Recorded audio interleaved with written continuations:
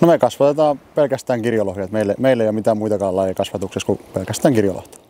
Suomessa ruokakalan lisäksi kasvatetaan myös istutuksia, esimerkiksi uhanalaisia lohikaloja, niin niitä viljellään ja sitten sen jälkeen istutaan tuonne luonnonvesiin, että nekin kalakannat pysyy niin kuin elinvoimaisina. Tämä raami, missä me nyt seisotaan, niin tämä on 70 metriä on tämä kehän pituus. Näitäkin on sitten paljon eri mittaisia. Ei voi sanoa, että olisi mitään standardia, että on neliömuotoisia ympyröjä, mutta tämä voisi sanoa, että tämä on stereotyyppinen, tällainen mikä Suomessa on, että tällainen ympyrämuotoinen kalankasvatusraami. Nämä kestää aika hyvin merenkäyntiä ja vahvoin rakennelta, nämä on joustavia, niin ei paikat hajoa, vaikka rupeaa vähän myrsky käymään. Yleensä käydään niin kuin kerran päivässä joka päivä ja sitten kun ruokinnat on kiihkeimmillä ja sitten jos on joku vähän stressaavampi ajanjakso, että on esimerkiksi kovat tai että veden lämpötila nousee paljon yli 20 tai jotain vastaavaa, niin silloin käydään 2 kertaa päivässä, mutta kerran päivässä vähintään, että myös viikonloppuisin.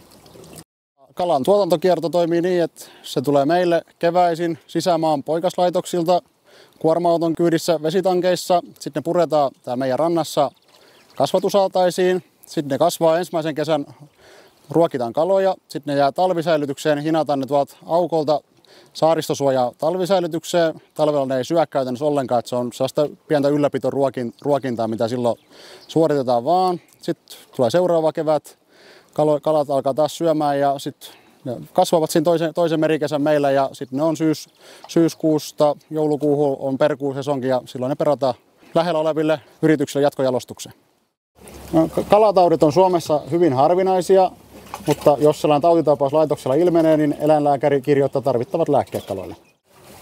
No, olen kaloja tässä nyt kasvattanut 8 vuotta ja yksi lääkekuuri on tarvinnut antaa, että hyvin harvinaista se on. Kalankasvatus on Suomen ruokaturvan kannalta hyvinkin tärkeä mun mielestä.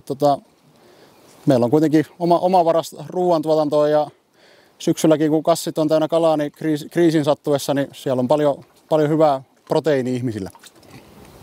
Mä näen kalankasvatuksella Suomessa kasvupotentiaalia ja ala tulee kehittymään vuosien saatossa. Tulevaisuuden näkymät on mun mielestä ainakin ihan valoisat.